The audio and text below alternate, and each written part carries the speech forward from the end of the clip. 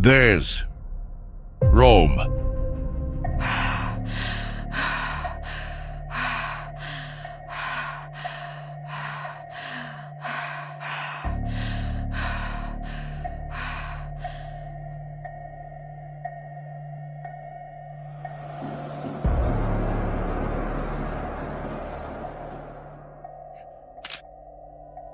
In the heart of the vast empire, Rome stood not only as a seat of power, but as a symbol of beauty and prosperity, a city of splendid palaces, grand avenues, and citizens smiling with hope for the future.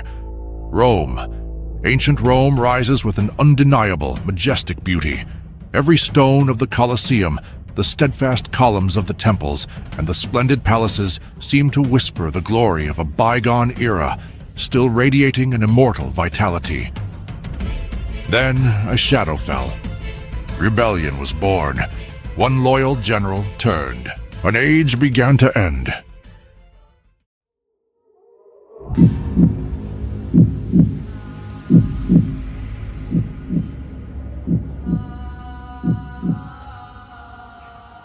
A lightning strike from within. Change surged.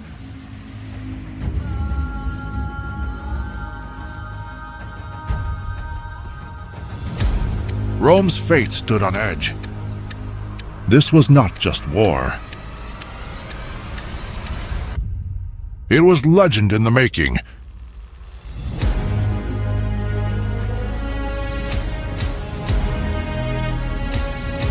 Every heartbeat carved history.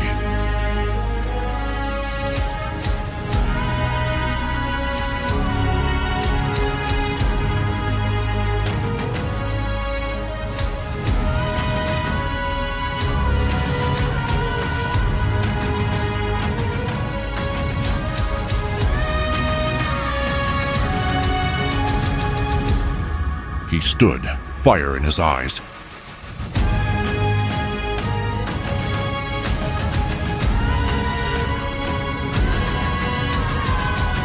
History trembled. An era ended. Ashes fell. Rome still breathes. As the echoes of battle slowly faded, the immense aftermath of the shock revealed itself. Rome, once the pinnacle of glory, now lay shattered amidst the ashes. From the ruins, a new era would be forged, tempered by sorrow and sacrifice. The wounds of the past would become lessons, carving a path for Rome to rediscover its spirit. From the ashes of a mighty empire, Rome yet endures. A soul unbroken, buried beneath the dust of time. The whispers of the past, the secrets yet unrevealed, seem to beckon us forward into a new journey. With every fragment of its shattered past, Rome weaves a new beauty born of resilience. This is not an ending, but the beginning of untold mysteries, where legacy endures and the great story awaits its next chapter.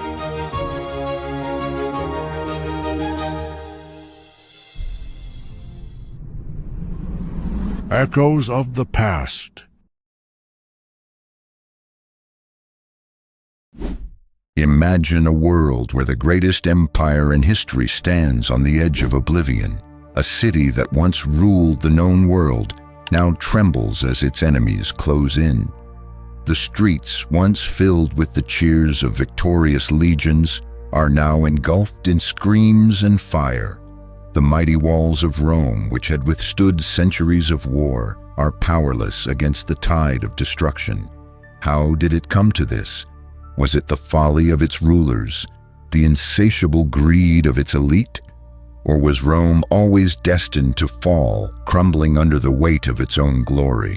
This is the story of the fall of the Roman Empire, a story of ambition, betrayal, and the end of an era. A tale not of a single event, but of a slow, inevitable collapse. For no empire falls in an instant.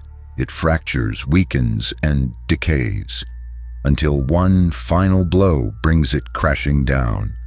And when the dust settles, all that remains are echoes of its former greatness. Why was the glorious city of Rome destroyed like that? Let's hear the echoes of Rome's history in this video. For centuries, Rome was the beating heart of the known world. From the sands of North Africa to the frozen frontiers of Britannia, its legions marched in conquest, its laws shaped civilizations, and its name struck fear or admiration into the hearts of millions. At its height, the Roman Empire was an unshakable colossus, a vast machine of power, wealth, and military might. But no empire, no matter how great, is invincible. The seeds of Rome's downfall were sown long before its walls began to crumble. Decades, centuries of corruption, political infighting, and economic instability slowly eroded the foundations of its greatness. The empire was no longer the unified force that had once conquered the Mediterranean. Instead, it had become a fractured giant, torn apart by its own excesses. By the late 4th century AD, Rome was no longer a single empire, but two, divided between East and West. The Eastern Roman Empire, later known as the Byzantine Empire, remained strong under Constantinople's rule. But the Western Roman Empire, it was a shadow of its former self. Its armies, once the pride of the world, were now filled with mercenaries, men who fought not out of loyalty, but for gold. Its economy, once thriving, was now in ruins, strangled by heavy taxation and a crumbling infrastructure. And its rulers, they were no longer the mighty Caesars of old, but weak, short-lived emperors, mere pawns in the hands of ambitious generals and corrupt officials. And then there were the barbarians. For centuries, Rome had stood as a fortress against the tribes beyond its borders, Goths, Vandals, Huns. But now, those same tribes were no longer just raiders at the gates. They were inside the empire itself. They had been hired as soldiers, settled as allies, and in some cases they had been mistreated, betrayed, and left with no choice but to turn against their Roman masters. In the year 376 AD, tens of thousands of Visigoths, seeking refuge from the relentless advance of the Huns, crossed the Danube and entered Roman territory. They came as desperate refugees, but soon they would become Rome's worst nightmare. It was only a matter of time before the empire would face a reckoning like never before, and that reckoning would begin with blood. The year is 376 AD. The Danube River, the mighty barrier between the Roman world and the chaos beyond, is no longer an impenetrable border. A desperate mass of humanity stands at its banks, tens of thousands of Visigoths, driven from their lands by the unstoppable tide of the Huns. Men, women, and children, warriors and peasants alike, look across the water with a single hope: Rome. To them, the empire is salvation, a land of order, stability, and protection, and so they plead with the Roman authorities to grant them asylum within its borders. Rome agrees, but at a price. The Visigoths are allowed to cross into imperial territory, but under harsh conditions. They must surrender their weapons, they must give up their lands, and in return, they are promised food, shelter, and safety. But Rome does not keep its promises. Corrupt officials see an opportunity. Instead of providing the Visigoths with the supplies they need, they exploit them. Starvation spreads through the refugee camps. The desperate Goths are forced to sell their children into slavery just to survive. And as hunger turns to rage, a realization dawns upon them. Rome is not their protector, it is their oppressor. Then in 378 AD, everything changes. Led by their warrior king, Fritigern, the Visigoths rise in open rebellion. They march through Roman lands, pillaging towns, seizing supplies, and gathering strength. The empire can no longer ignore them. Emperor Valens, ruler of the Eastern Roman Empire, makes a fateful decision. He refuses to wait for reinforcements from the west. He refuses to negotiate. Instead, he marches his legions to crush the uprising. And so, outside the city of Adrianople, on a blistering August day, the Roman Empire meets its reckoning. The battle that follows will not just be another skirmish.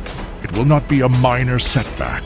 It will be a disaster of unimaginable scale, one that will shake the empire to its core.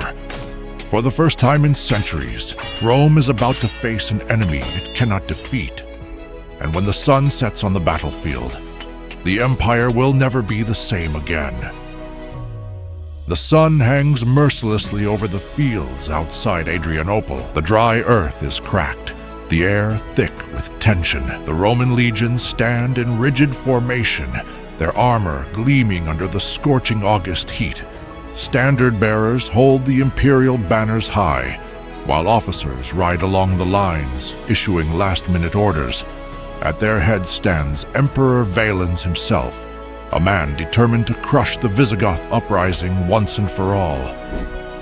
He has confidence in his legions. After all, Rome has fought and won countless battles against barbarian forces before, but today will be different across the field. The Visigoth horde waits. They are not the disorganized rabble the Romans expect. They are warriors hardened by desperation, battle-tested, and burning with vengeance. Fritigern, their cunning and ruthless leader, watches the Roman formations with a calculating gaze. He knows the terrain. He knows the weaknesses of the Roman army. And most importantly, he knows patience. The battle does not begin immediately. The midday sun bears down upon the Roman soldiers, their heavy armor turning into an oven. And yet, Fritigern does not attack. Instead, he delays. He sends envoys to negotiate, to buy time, to make Valens wait. And Valens, eager to claim victory without sharing the glory with the Western Emperor's reinforcements, falls into the trap. He hesitates. His men stand in the unbearable heat, their throats parched, their muscles weary. Then, without warning, the sky erupts with the roar of battle cries. The ground trembles as Visigoth cavalry, concealed behind the hills, charges into the Roman flanks. The Roman lines waver, shields locked together, spears thrust forward, but the sheer force of the Gothic charge sends the first ranks reeling. Arrows rain from above, cutting through armor, finding gaps in the tightly packed formations. Still, the Roman legions fight back. Discipline holds them firm as they attempt to reorganize, their centurions shouting above the chaos.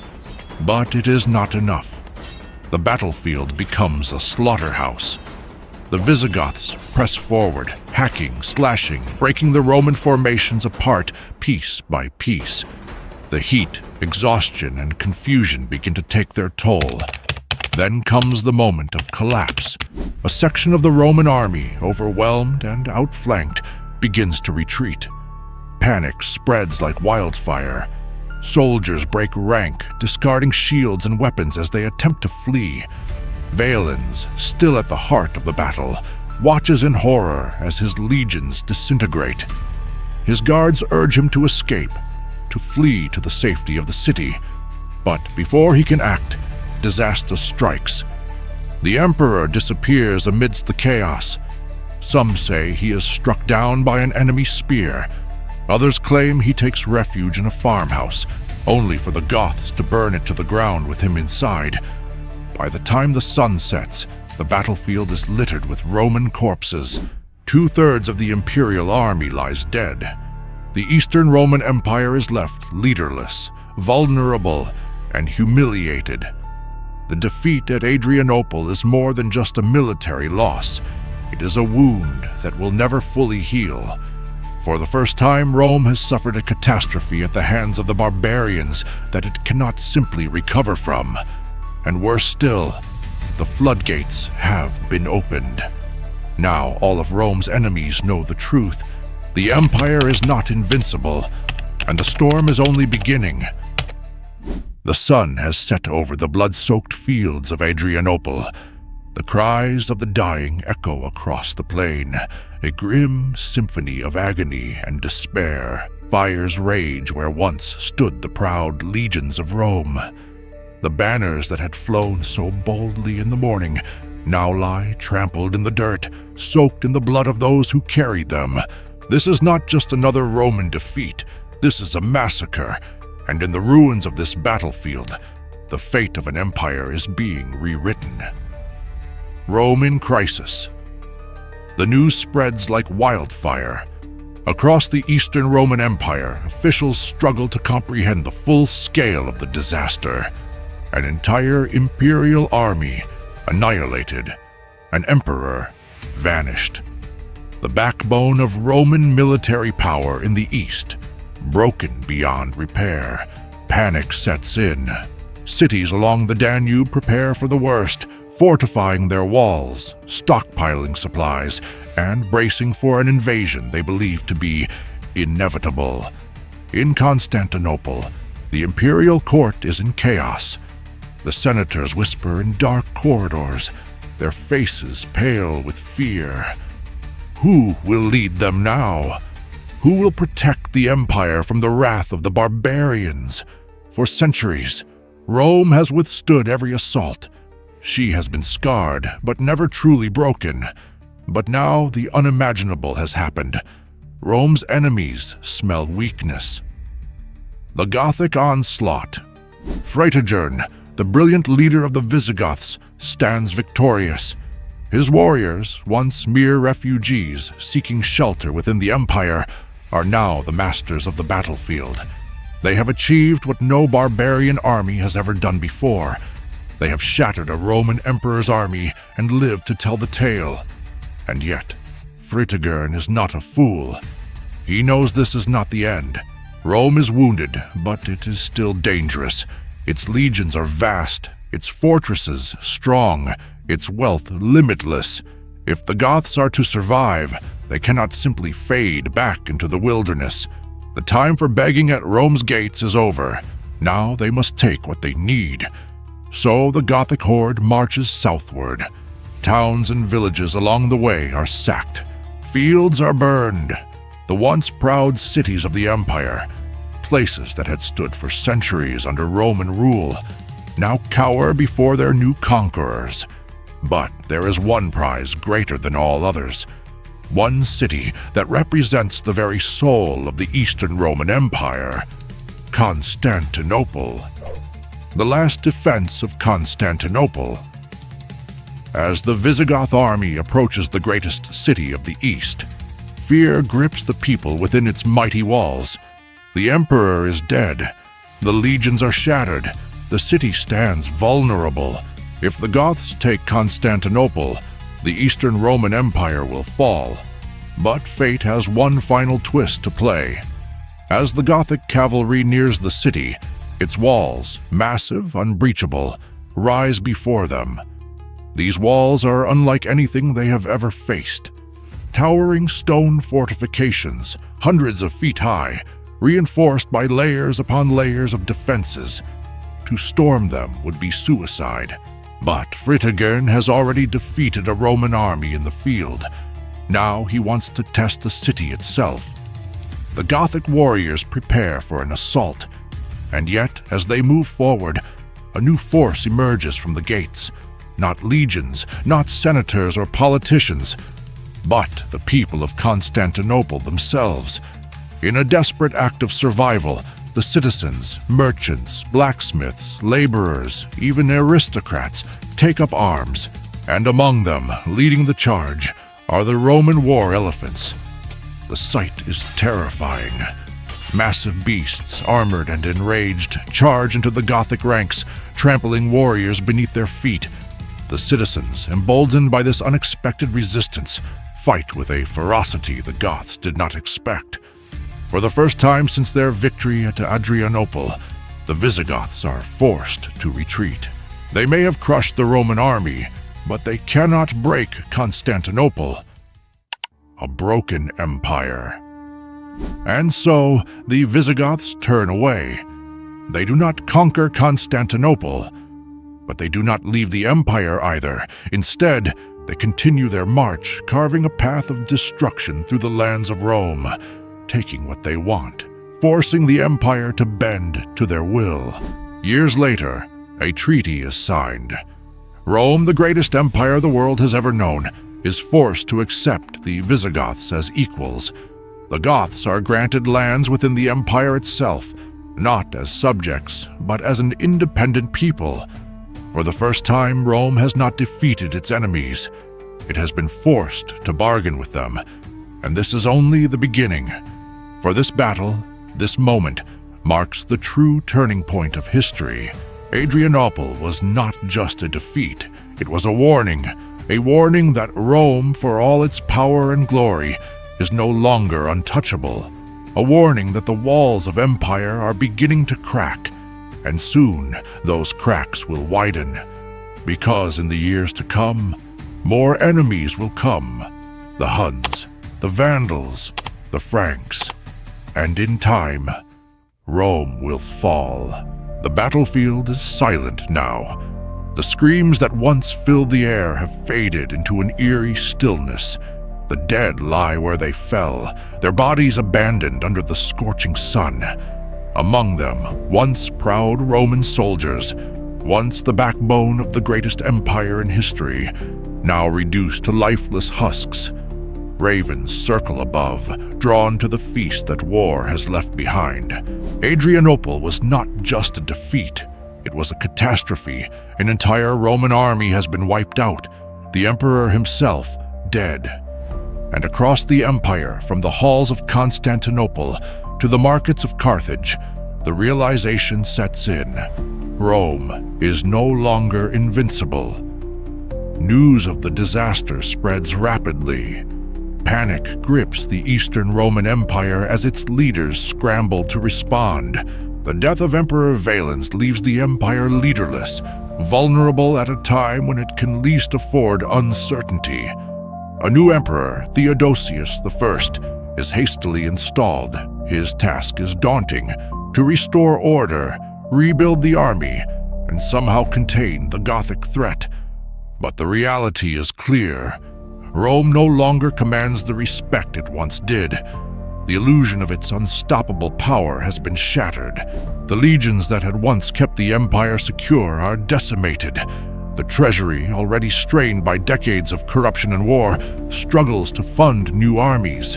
And the frontiers, once tightly controlled, are now exposed to fresh waves of invaders. But the true consequence of Adrianople is not just military. It is psychological. For centuries, Rome had dictated terms to the world. Now, for the first time, it must negotiate with the very people who had just crushed its army. The Gothic ascent. Fritigern and his Visigoths, emboldened by their victory, moved deeper into Roman lands. No longer mere refugees seeking safety, they are now a force to be reckoned with. They pillage towns, seize supplies, and establish themselves as a permanent presence within the empire. Rome, weakened and humiliated, has no choice but to offer them a deal.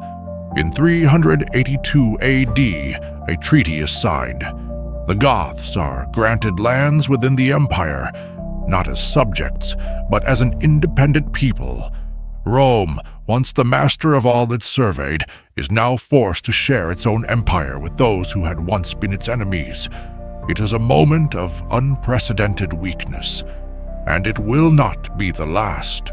The beginning of the end. The Visigoths' triumph sets a dangerous precedent. Other barbarian tribes, once fearful of Roman might, now see weakness. The empire is no longer an unbreakable force. It is something that can be challenged and defeated. Over the coming decades, the floodgates open. The Vandals push into Roman Africa. The Franks and Alemanni encroach upon Gaul. The Huns, under the fearsome Attila, begin their terrifying march toward the heart of the empire. Each invasion chips away at what remains of Roman stability.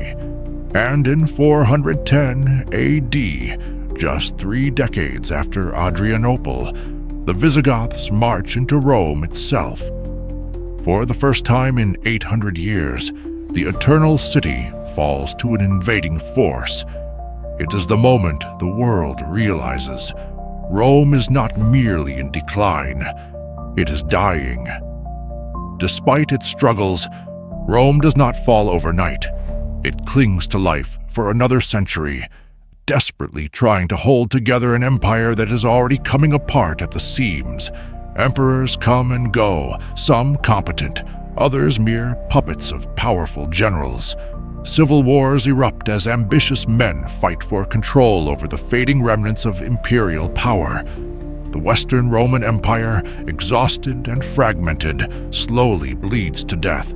In 476 AD, the final blow comes. The last emperor of the West, Romulus Augustulus, is deposed by a barbarian warlord named Odoacer. The Roman Empire, once the mightiest force the world had ever known, ceases to exist. Its eastern half, later known as the Byzantine Empire, will endure for centuries. But the Rome that had once conquered the Mediterranean, that had built roads stretching from Britain to Syria, that had ruled for over 1,000 years, is gone. The final reckoning. Looking back, historians debate. Was Rome doomed to fall? Did its collapse begin with internal corruption, economic decay, the overexpansion of its borders? Or did it truly start on a battlefield in 378 AD, when a Roman emperor underestimated his enemies, when an army was obliterated, and when the world first saw that Rome was not eternal? Adrianople was more than a battle. It was the moment history changed forever. Because when an empire falls, it does not collapse in an instant. It cracks, it crumbles. And then, at last, Rome has fallen. Not in a single day, not in a single battle, but piece by piece, over decades of decline, corruption, and relentless invasion. The empire that once stretched from Britain to the sands of Egypt, that once commanded the known world, is no more. And yet, Rome never truly dies. Its influence lingers in ways no one could have foreseen. The Latin language, spoken by senators and emperors, evolves into the tongues of Europe: Italian, French, Spanish, Portuguese, and Romanian. Roman law, once the foundation of justice in the empire, becomes the bedrock of legal systems across the modern world. Even the dream of a united Europe, ruled under a single authority, will live on in the ambitions of kings, emperors, and dictators for centuries to come. But Rome's greatest legacy is not its empire, it is its idea. The idea that power, once absolute, can fade. That civilizations, no matter how mighty, are not immune to time. That even the greatest empire in history can fall, not from a single enemy, but from within. And so, we are left with a question. Is Rome's fall a warning? A lesson written in the ruins of history, telling us that no empire, no nation, no power is eternal? That arrogance, corruption, and division will always bring even the mightiest low? Or is it proof of something else? That from destruction comes rebirth? That Rome, though fallen, lives on in every city built in its image, in every republic that follows its principles, in every society that learns from its past? Perhaps in the end, the fall of Rome is not just the story of an empire's collapse. Perhaps it is the story of how history itself never truly ends, only changes, adapts, and begins anew. But what do you think? Did Rome's fall mark the true end of an era, or was it merely the start of something greater? Let us know in the comments. And if you want to explore more hidden stories of the past, don't forget to like, subscribe, and join us as we continue uncovering the echoes of history. Because history, never truly gone.